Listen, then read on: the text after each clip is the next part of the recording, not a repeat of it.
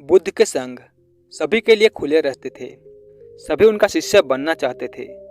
कुछ लोगों को तो बुद्ध सीधे अपने संघ में शामिल कर लेते थे, तो कुछ को कहते थे तुम एक दिन और एक रात के लिए शमशान में जाकर रहो। इसी प्रकार एक व्यक्ति बुद्ध के पास आया और कहा, मुझे आप अपना शिष्य बनाएं। बुद्ध ने उस व्यक्ति से कहा, तुम्हें मेरा शिष्य बनने के लिए एक दिन पूरा और एक रात शमशान में बिताना होगा, और तुम वहाँ जो कुछ भी सीखोगे मुझे आकर बताना। उसके बाद ही तुम संघ में शामिल हो पाओगे। वह व्यक्ति यह सुन घबरा गया।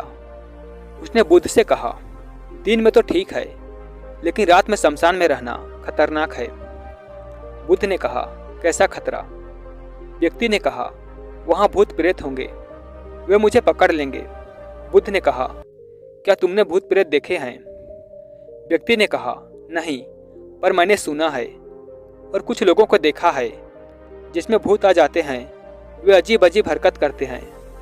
तब बुद्ध ने कहा, तो तुम्हारे पास ये सुनहरा अवसर है ये जानने का कि भूत प्रेत होते हैं या नहीं।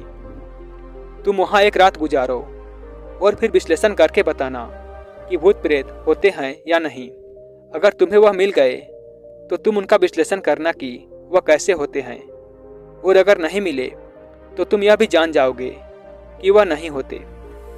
तुम घबराना मत, वहाँ जो कुछ भी घटना होगी तुम मुझे उसे आकर बताना। व्यक्ति ने कहा, ठीक है गुरुदेव, अगर आप कहते हैं तो एक दिन पूरा और एक रात मैं शमशान में गुजार लूँगा। बुद्ध ने कहा, ठीक है, अभी तुम आश्रम में आराम करो और कल सुबह ही शमशान के लिए निकल जाना। बुद्ध ने अपने 4 शिष्यों को बुलाकर कहा, यह व्यक्ति कल शमशान जाएगा, तुम लोग इसके पीछे जाना और उस पर नजर रखना, उसका ध्यान रखना, पर याद रहे उसे यह बात पता न चले कि तुम उनके पीछे गए हो। अगले दिन वह व्यक्ति बुद्ध के पास गया और बोला, जैसा आपने कहा था मैं शमशान के लिए निकल रहा हूँ। बुद्ध ने उस व्यक्ति से कहा, ठीक है, अब तुम जा सकते हो। वह व्यक्ति शमशान गया और अगले दिन वह व्यक्ति बुद्ध के पास आया। बुद्ध उसे देखकर मुस्कुराए और बोले, तुमने एक दिन पूरा और एक रात वहां गुजारा, तुमने वहां क्या देखा और क्या सीखा? व्यक्ति ने कहा, मैं वहां सुबह सुबह गया। कुछ देर बाद मैंने देखा कि कुछ लोग एक अर्थी लेकर आ रहे हैं। कुछ लोग सामान्य थे तो कुछ लोग दुखी थे। वह कह रहे थे, उस व्यक्ति ने अच्छे कर्म किए हैं, वह बहुत ही किस्मत वाला है। उस बुजुर्ग के बेटे ने अपने पिता की चिता को अग्नि दी। वह कुछ देर वहां खड़ा रहा। उसके बाद एक एक करके सब लोग जाने लगे। थोड़ी देर बाद वहां 2 और अर्थी आई, जिसमें एक अर्थी किसी अमीर व्यक्ति की थी जो बहुत सजी धजी थी, उसमें बहुत सारे लोग थे, जबकि दूसरी किसी गरीब व्यक्ति की थी जो बेहद साधारण थी, उसमें कुछ ही लोग थे। अमीर व्यक्ति की चिता चंदन की लकड़ी पर जलाई गई, जबकि गरीब व्यक्ति की चिता साधारण लकड़ी से। पहले अमीर व्यक्ति की चिता को जलाया गया क्योंकि वह अमीर था, जबकि गरीब व्यक्ति की चिता को बाद में जलाया गया। थोड़ी देर बाद दोनों व्यक्ति की चिता को जला दिया गया। उसके बाद सभी लोग वहां से चले गए, लेकिन मैं वहीं खड़े उसे देखता रहा। बुद्ध ने कहा, तुमने उनकी चिता को देखकर क्या समझा? व्यक्ति ने कहा, बुद्ध, दोनों की चिता एक समान थी, दोनों का शरीर उस चिता में जल भी एक समान रहे थे। उसके बाद दोनों उसमें जल गए। अंतिम में जो बचा वह भी एक जैसा ही था, उसमें कुछ अलग नहीं था। हे बुद्ध, उसके बाद वहां एक स्त्री की अर्थी आई। उस स्त्री का पति बेहद दुखी था और वहां आए सभी लोग भी काफी दुखी थे। वे सभी उसके पति को सांत्वना दे रहे थे। हे बुद्ध, उसने मैंने देखा कि बहुत लोग काफी ज्ञानी थे, वे ज्ञान की बात कर रहे थे। वह सब महाज्ञानी कह रहे थे कि यहाँ तो एक दिन सभी को आना ही है। जीवन हमें ज्ञानता और परोपकार से जीना चाहिए, किसी को कभी भी कष्ट नहीं देना चाहिए। धन के पीछे हमेशा भागकर कुछ नहीं होता है।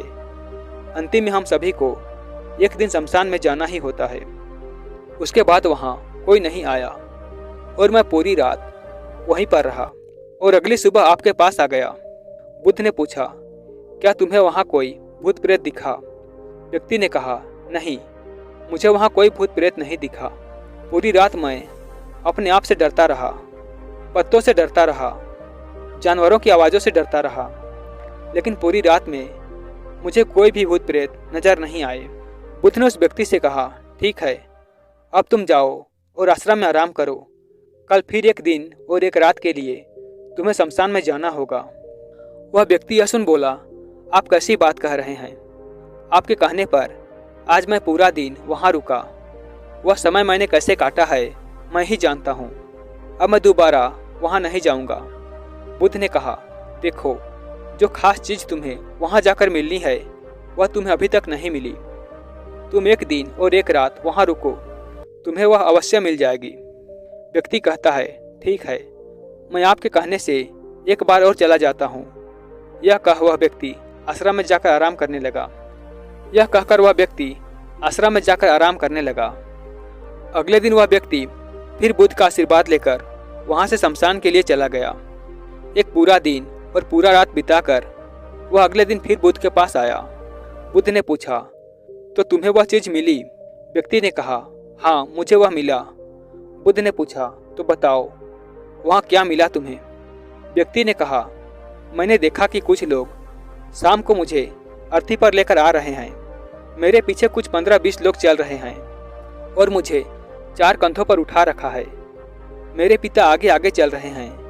कुछ लोग मेरे ऊपर फूल फेंक रहे हैं और मेरे कुछ रिश्तेदार मेरे पीछे चल रहे हैं। वे लोग बेहद दुखी हैं। मेरे पिता और मेरे भाई भी दुखी हैं। कुछ उन्हीं में से दुखी होने का नाटक कर रहे हैं, तो कुछ लोग मेरे पिता को सांत्वना दे रहे हैं। वहीं दूर खड़ा मेरा भाई बेहद दुखी है। कुछ लोग उसे सांत्वना देकर बोल रहे हैं कि तुम ही अब सबके इकलौते वारिस हो। तो कुछ लोग कह रहे हैं, यह गलत हुआ। वह लड़का तो अभी जवान था, अभी तो उसने कुछ देखा भी नहीं था और उसके साथ ऐसी घटना हो गई। तभी मुझे अर्थी पर लिटा दिया गया और सारा क्रियाक्रम किया जाने लगा। मैं यह सब अर्थी पर लेटे हुए देख रहा था। मैंने उस अर्थी से उठना चाहा, लेकिन मैं उठ नहीं सका। मैं सांस लेना चाहता था, लेकिन सांसें नहीं ले पा रहा था, क्योंकि मेरे अंदर सांस नहीं थी। मैं अपने पिता को गले लगाना चाहता था, लेकिन मैं उठ नहीं सकता था। मैं अपने भाई को गले लगाना चाहता था। उसे कहना चाहता था कि तुम माता पिता का ध्यान रखना, लेकिन मैं बस लेटा हुआ देख रहा था, कुछ कर नहीं सकता था। उसके बाद मेरी चिता पर लकड़ियां सजाई जा रही थी। मेरा मुंह भी ढक दिया गया। मुझे अब उस चादर के पार कुछ नहीं दिखाई दे रहा था। फिर उसके बाद मुझे गर्मी महसूस होने लगी। फिर मैंने देखा कि मुझे जलाया जा रहा है। मेरे हाथ पैर जलने लगे। मेरी हड्डियाँ, खाल सब जलने लगा था। धीरे धीरे अग्नि और ज़्यादा बढ़ रही थी। मैं वहाँ से उठना चाहता था। मेरा दम घुट रहा था। मैं सांस लेना चाहता था, लेकिन मैं ऐसा कुछ नहीं कर पा रहा था। मैं उस अग्नि में पूरी तरह खो गया। मैं पूरी रात खुद को ऐसे ही जलते देखता रहा। मैंने देखा कि अंतिम रूप से मेरे पास केवल मेरी राखी बची हुई है। उस पूरी रात न तो मैं डरा, न ही मुझे डर का एहसास हुआ। पता नहीं कहाँ मैं पूरी रात खोया हुआ था और सुबह होते ही मैं आपके पास आ गया। बुद्ध मुस्कुराए और बोले, अब तुम संघ में शामिल हो सकते हो। और वास्तव में ध्यान और ज्ञान होने के लिए ध्यान का बीज अंदर होना जरूरी है। यह बीज तुम्हें वहाँ कल रात मिला, जब तुमने जाना कि वहाँ सब कुछ नश्वर है। इस दुनिया में सभी व्यक्ति शमशान में जाने के बाद ये तो देख लेते हैं कि सभी को वहाँ जाना है, लेकिन जैसे ही वहाँ से बाहर निकलते हैं वे सब भूल जाते हैं और फिर अपनी ज़िंदगी वैसे जीते हैं। जैसे ही कर्म करते हैं वैसे अधर्म करते हैं, वैसे ही लालच करते हैं और वैसे ही क्रूरता दिखाते हैं। और जैसे ही शमशान में जाते हैं सब धार्मिक हो जाते हैं।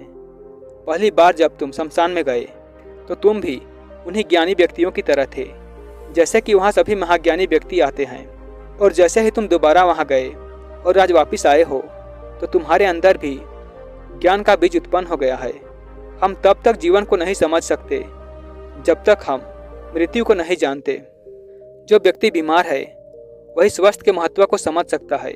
जो ध्यान का बीज तुमने कल रात को पाया, अब उसे तुम्हें लक्ष्य बनाना है और ऐसा विशाल लक्ष्य तुम्हारे अंदर उत्पन्न होगा जो सभी को ध्यान की छांव से परिपूर्ण करेगा। तो दोस्तों, आपने क्या सीखा हमें कमेंट बॉक्स में कमेंट करके ज़रूर बताएं और इसी तरह का और वीडियो देखने के लिए चैनल को सब्सक्राइब अवश्य करें।